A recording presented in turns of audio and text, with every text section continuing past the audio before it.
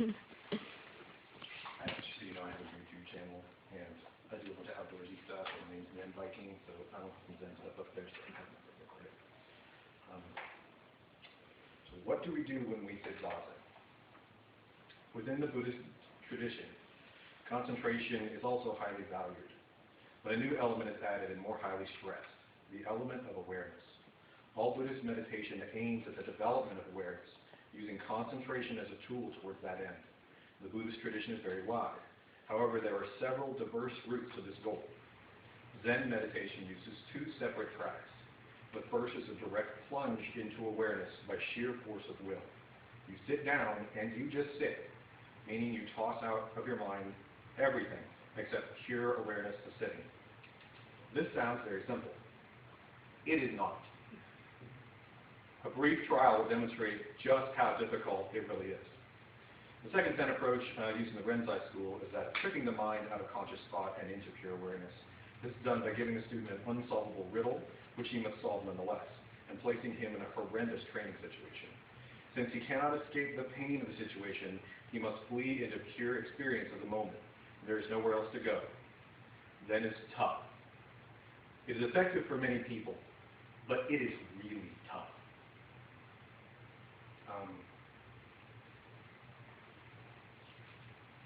A lot of people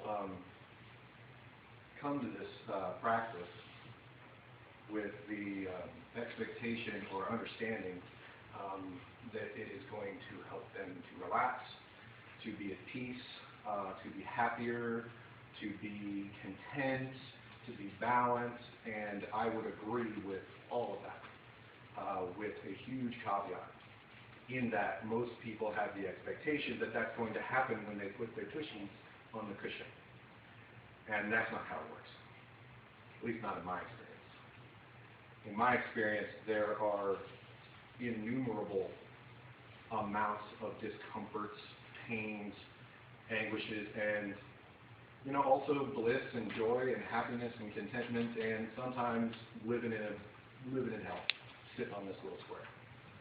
And what we do when we sit Zazen is very important, but it does include all of those things.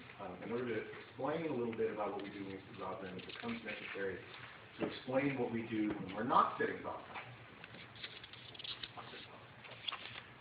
When we're not sitting Zazen, we mill about our lives and we have an experience. Sometimes an internal bodily experience, and sometimes also an external experience. A sight, a sound, a smell, whatever it may be. The example I like to use a lot is putting your hand, I totally stole this by the way, is putting your hand on a hot stove. When you put your hand on a hot stove, the first thing that happens is you pull your hand away. The second thing that happens is you experience pain. And the third thing that happens is you start telling yourself a story about it. And sometimes that story starts small. Sometimes it's just as small as, I just put my hand on the stove. But then it begins to grow. I shouldn't put my hand on the stove. I had better not do that again. And maybe along the lines it happens again. Man, that was really dumb. Man, that was dumb to do that. Man, I'm dumb. And we have these kinds of experiences and these stories that just spin like fractals off of these experiences. And we have them with everything, all the time. All the time, all the time, all the time, all the time, all the time. And when these different stories encounter other stories that we've told, they fractal again. And again, and again, and again, and again, and again, and again, and again, and again. And then we go talk to our friend, and then our stories meet their stories, and those stories interact and spin more stories, and we're living in this fog where we are our minds, we may see the floor, but our minds are so completely separated and distracted from that floor that we're lost. We're just living in a virtual reality of our own creating. And Zazen is an attempt to clear that fog. So what do we do when we sit Zazen?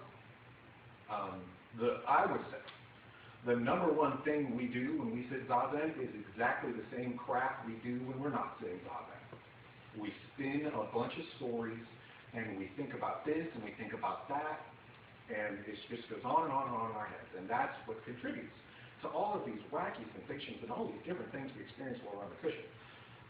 But we have this fantastic opportunity because the vast majority of our memory and our thinking is cued upon our body.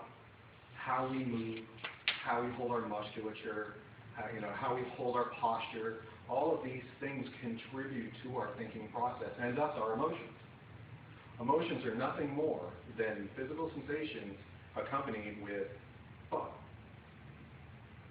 So the same types of physical sensations that you could have with being scared could be the exact same physical sensations that you could experience when you're happy, elated, excited.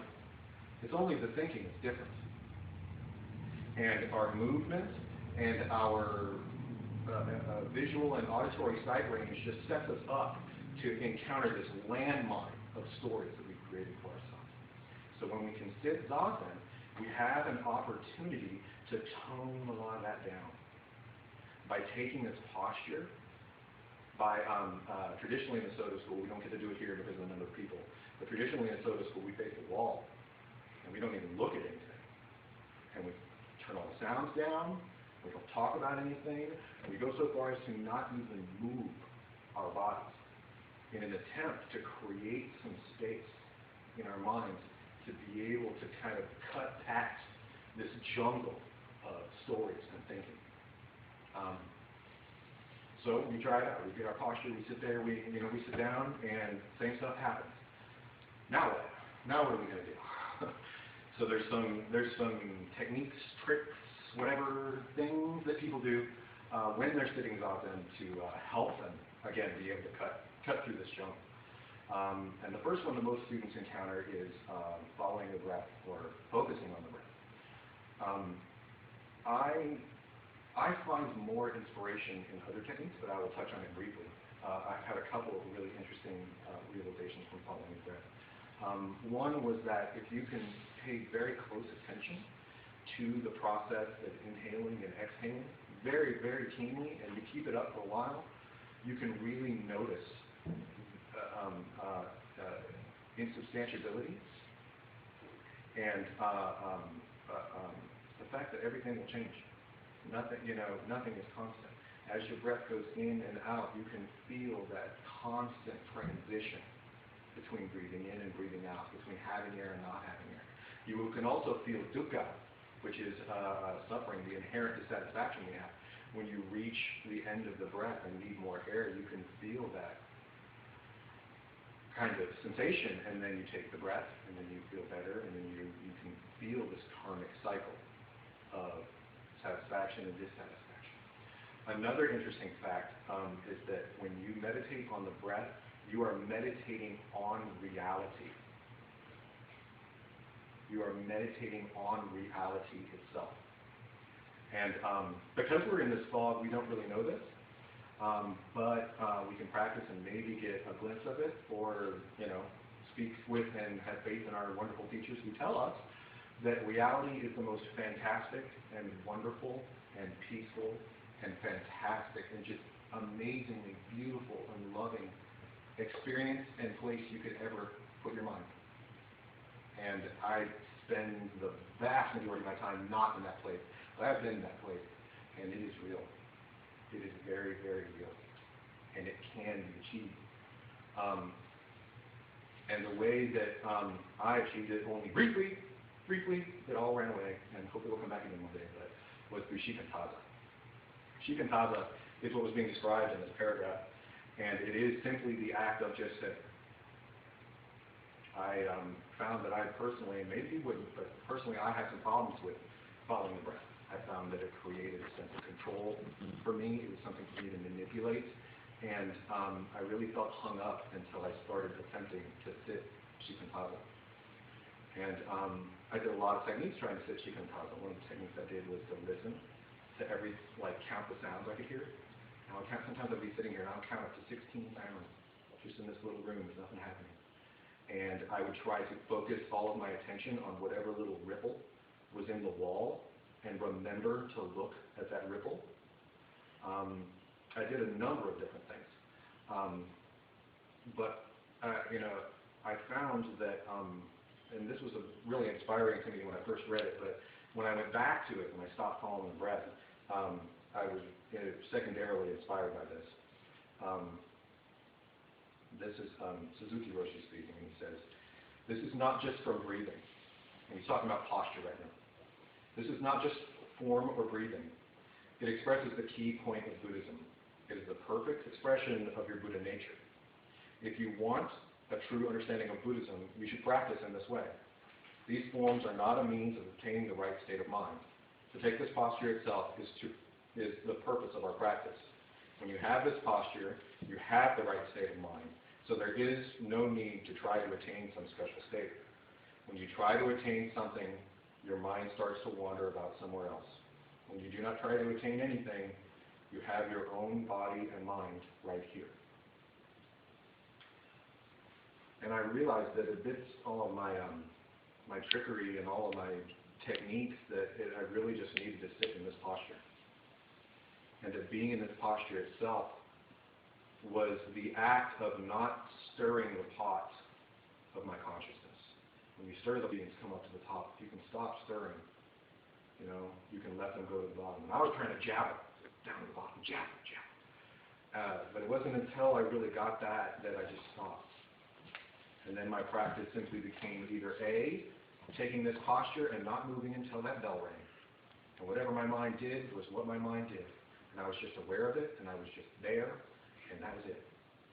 And then at other times, when I was feeling more inspired and more energetic, I would do my best to just kind of collect myself, get a good breath, get my posture perfect, look at a point, and then just drop everything. Drop all of the visuals I had in my mind, drop all of the language I was thinking and talking to myself through, and it doesn't last very long. It only lasts for just a brief second, and then I have to start over again. But that act of being willing to try, it's like you're trying to become enlightened all in one stroke. It's like Chitaya always says that it's like failing over and over again, because it is. But it's miraculous because what you're trying to do is basically become a Buddha in one fell swoop. It's just like, well, yeah, of course you failed. Just keep doing it. And by keep doing it, you can't have anything besides positive results. Whether it's just sitting on your cushion until the bell rings, or whether it's this attempt to... And I'm trying to do it when I shut up like that. I'm trying to actually do it. It's not working out so well, that's okay. But dropping everything in one fell swoop. And and after doing that, I've had some of the most amazing experiences sitting Zazen that I've ever had. Some of them are horrific. Some of them are awful. But I remember, for example, like you heard me mention earlier, like sitting in the living hell. I remember one time I was sitting in the living hell, and it was just, everything within my body was just screaming, just get up. And I didn't. And I stayed. I was not able to do the focus thing. I just sit until the bell rings, the bell's going to ring sometimes, just let the bell ring. I'm going to come home with the bell ring. Don't open the door. This sucks, I hate this is the worst thing ever. I hate this. Ding! And when that ding hit, it was just like everything went. That whole story I had spun up for myself just went away. And I didn't feel like getting up anymore. I was like, do we really have to lock King in right now? I want to stay right here. And it was a beautiful moment, and I've had lots of other beautiful moments like that sitting Zazen. So I'd like to encourage you to sit Zazen as much as you can. And if you can't sit Zazen, try and just do that action of dropping everything, or just focusing on the breath. Maybe while you're waiting in line, maybe while you're on hold, maybe just while you're walking down the hall to your next place you gotta go, try to just drop everything. when we have this experience of reality and we start spinning these stories, we have a tendency to judge. And we put our experiences usually into one of three categories. Things that are not important to me and don't matter, things that I don't like and don't want around me, and things I want to keep around me for forever and ever and ever and ever, forever and ever, ever, ever. Those are the three poisons: delusion, hatred, and greed. And they are the basis for dukkha. They're the basis for suffering. They're the basis for our dissatisfaction. And we can purify them in our meditation practice by being aware of what's happening and its delusion. By accepting what's happening, we end hatred. And by letting our mind not dwell on it any longer, we purify greed. And it doesn't take, even as much as I revere, and this talk is even highly advocating this posture isn't necessary to do that. And there are people from other traditions who do it. And there's people who don't even recognize themselves as being spiritual who do it. And we can do it in our everyday lives, just as we're doing everything else. And I think that's part of being a householder. We don't live in a monastery. We don't have a lot of the support that a monastery has. You can even make yourself feel a little better and say, you know what, monasteries, that's kid stuff. I'm just practicing out here with people who don't even support me, and I'm still doing it. That's what ego. But sometimes we use our ego to help us. But I would just like to encourage you to practice in any way that you can, because I think that this practice, the practice of just sitting, is the most valuable thing that we could ever do. I really believe that to take this posture, whether it's this posture physically or this posture mentally, or even both, is the act of living the Buddha way. Thank you. So my questions that I proposed to you, I didn't realize it or intend it as I was writing them, but they kind of became a little bit of a koan.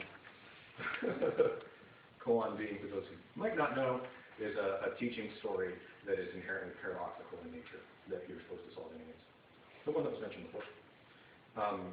The first question is, do you have trouble accepting Suzuki Roshi's claim that just sitting in the Zazen posture is the Buddha mind? Second, is sitting in the Zazen posture and planning your trip to the grocery store in your mind actually sitting in Zazen posture, or Shikantara? They say that Buddha mind includes all things. How can one thing be no better or no different than another, yet wisdom and enlightenment grow?